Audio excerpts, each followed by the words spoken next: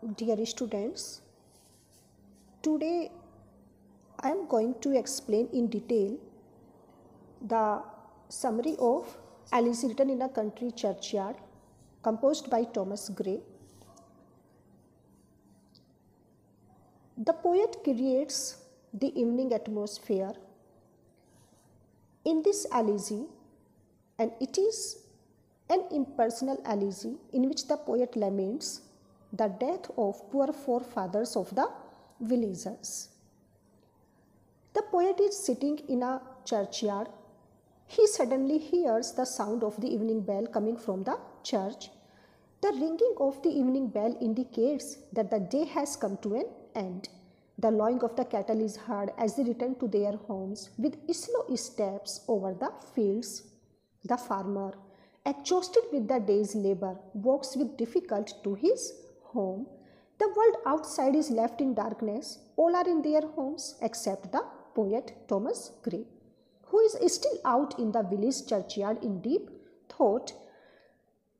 As it grows darker, it is dark and lonely, and the poet sits alone in the village churchyard. As it grows darker, the landscape is gradually lost to the view. A full silence pervades the whole atmosphere. It is broken only by the drowsy hum of the beetle as it flies in the circle, and the dull, monotonous sound of the bells which lull into sleep the sheep in their folds at a distance. Now the poet describes one more sound that he can hear in the evening. The awful silence of the evening time is also broken by the solitary and sad owl which hoots from the ivy-grown church tower. It appears that it is complaining to the moon against those who wandering and causing annoyance to it or to its solitary and comfortable place. The poet points to some elm tree. He says that barks of those trees are rough, uneven. Under the shade of these trees, the earth with grass roots rises high at many places. These are the graves of the simple and unlettered forefathers of the village. They sleep forever in their narrow graves. Their forefathers will never again enjoy the beauties of nature. When these persons were alive, they were always enjoyed by these things. The pleasant morning air is blowing gently and spreading fragrance all around. The swallow is singing from its nest of straw. The shrill trumpet-like sound of the cock, the huntsman's horn, whose sound echoes in the woods, all this shall never rouse them from their humble graves. They will sleep there forever. The poet continues to mourn the death of the forefathers of the village. In their lifetime, the housewife engaged herself in doing the usual things that she does to receive the man of the family returning from the day's labor. But now, in the evening, the fireplace will no longer be busy with cooking the food for them when they return to their homes in evening. Their children will no more run to them to welcome them in childish accents when they return home after their day's labor. None of them would any longer climb on their knees to get the kiss which each of them eagerly wanted to get before others. The poet is very sad to feel that the forefathers, when they were alive, they were very, very expert in their work. When these persons were alive, their scythes moved easily through the ripe corn in the fields. They made furrows in the hard soil of their fields with their plough, very merrily, very happily, and they enjoyed their work. They drive their bullocks into the field. Very easily, they cut down the trees with the hard blows of their axes. That had been the hard work of those poor forefathers. The poet laments the death of these simple forefathers of the village. Let not ambitious people look down with contempt and ridicule upon their useful labors, their simple and homely joys, and the humble lives of these villagers. Let not people who are grand and majestic hear with a contemptuous smile the brief and simple life history of these poor men. As death does not make any difference between the high and the low, death is inevitable. It is an unavoidable event in every man's life. Death waits even for those who are proud of their noble birth. It also waits for those who make a display of their power and influence. It also comes to those who are proud of their beauty and wealth and enjoy certain special privileges for these reasons. Death comes to all, and so the poet concludes that all paths, it doesn't matter how much glorious, lead only to the grave. The poet advises the proud people not to find fault with these poor people if they could make no noble achievements, and so there is no monument. No monument has been erected in their memory over their grave in the churchyard, where the loud sound of the song is sung by the chorus in praise of the dead person in the church or within the church. And if there is no ornamental roofs for them, so they must not be hated only for this. It was not their fault, because they don't have any kind of monument over their grave, so that had never been their fault. The poet asks if any urn with the life history of the dead inscribed on it, or life-like statue, bring back to the body the breath of life that has gone from it. No, there is no possibility. It is really not possible. Similarly, speeches delivered in honor of dead men cannot call them back to life from the silence of grave. No can flattering speeches please their cold and insensible ears. So all such efforts, all such efforts are completely useless for them, because nothing and nobody can take them back to their lives. The poet tells in the stanza 12 that in this unknown and uncared for churchyard, someone is buried whose heart was once full of heavenly inspiration, and so he could have become a great poet. Perhaps there is also buried someone who could have wielded the scepter of sovereignty in his hands. Perhaps there is also buried someone who would have played upon the lyre with such a masterly skill that he would have melted the hearts of all with deep joy. Who knows? So why the great qualities in those poor persons could not be developed?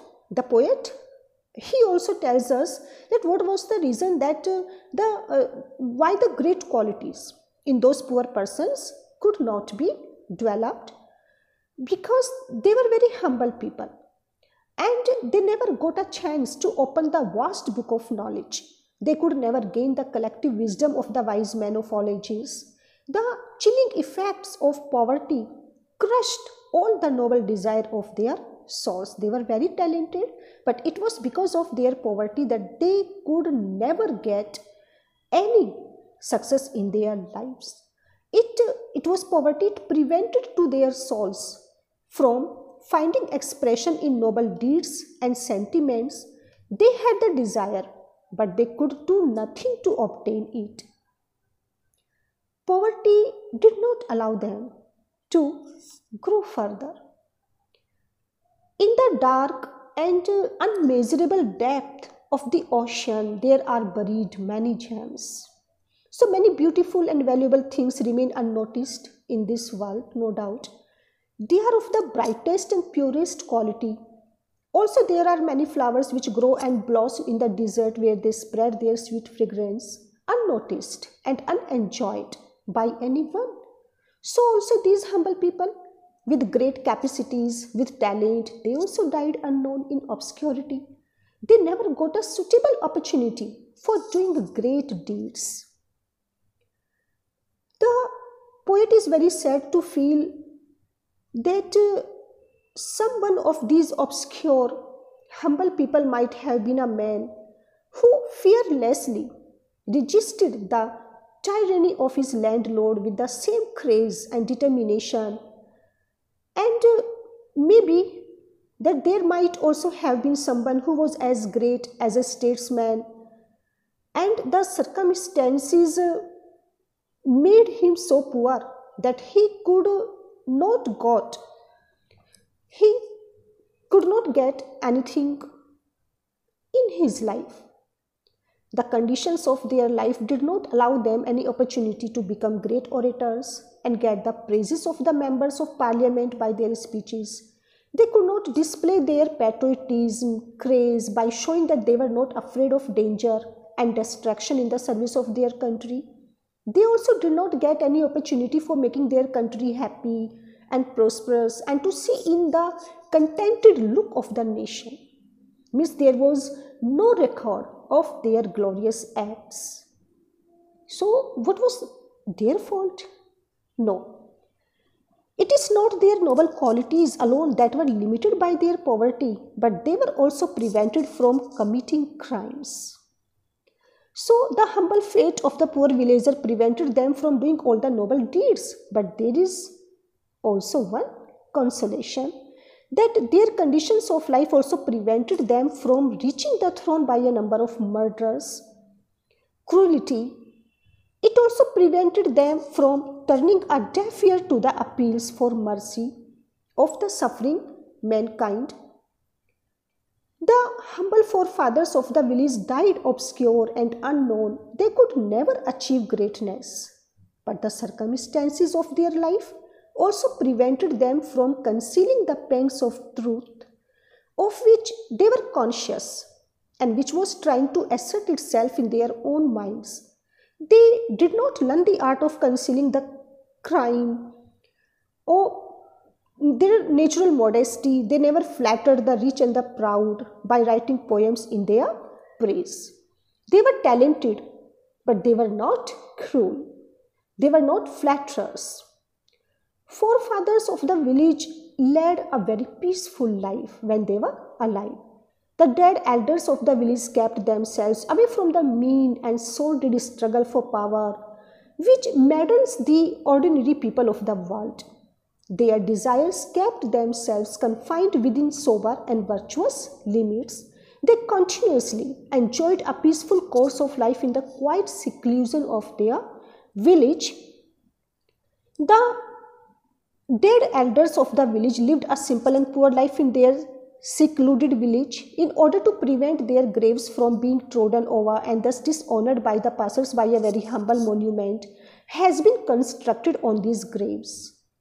On it are inscribed some clumsy verses, and we find a lot of tears of grief and sympathy in the appeal of this poem, that how much emotional the poet becomes here when he mourns the death of the humble people of the village. The forefathers of the village are buried in their simple graves. Their name and age has been incorrectly spelt and carved on the tombstones by some illiterate poet of the village. This takes the place of long epitaphs and elegies which are carved on the graves of the rich and famous. There are also engraved on their tombs many quotations from the Holy Bible which teach the humble villagers the moral lesson of the vanity of this world, and they thus teach him to die with a smiling face. The desire to have a memorial over his grave is quite natural to man. He knows that he would be a victim of forgetfulness. Therefore, none can be found on this earth who does not long for a memorial to save him from complete forgetfulness. In life, there are both pleasures and anxieties. None has ever left the bright and happy life in this world without casting a sad look behind. Everyone feels an intense desire to make his memory immortal. The poet tells us that every dying man relies on some affectionate friend or the other and thinks that he will continue to remember him after he is dead. At the time of death, every man longs for a few drops of tears, affectionate tears, at least from his friend. The natural desire for loving remembrance is to be seen even when a man is buried in his tomb. Then his body is turned to dust and ashes. His desire for being remembered finds expression in the words carved on his tomb. The poet says that now he is honoring the obscure villagers who are dead.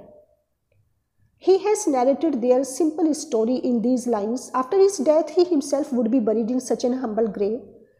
It is just possible, or accidentally, some poet, having feelings similar to his own and inspired by a similar thoughtful and considerate nature, may happen to come to his grave. Then he may inquire about his fate. The poet thinks that perhaps some white-haired villager might tell the man about him that often with the appearance of the light of dawn, in the eastern sky they have seen him walking hastily and wiping with his feet and dew from the grass. He reached the grassy highland just as the sun was rising in the sky.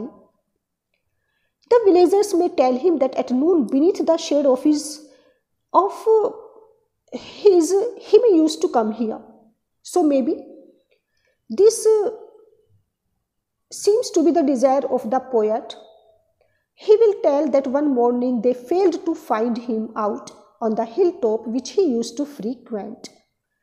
And we find that the epitaph that has been also composed by the poet himself, the epitaph, that these words are engraved on his tombstone. So this epitaph is very, very important because here the poet, he himself is writing, composing this epitaph for himself. And what is composed, what is written in this epitaph? Here is the bosom of Mother Earth. Here rests his head upon the lap of earth. Here is the bosom of Mother Earth.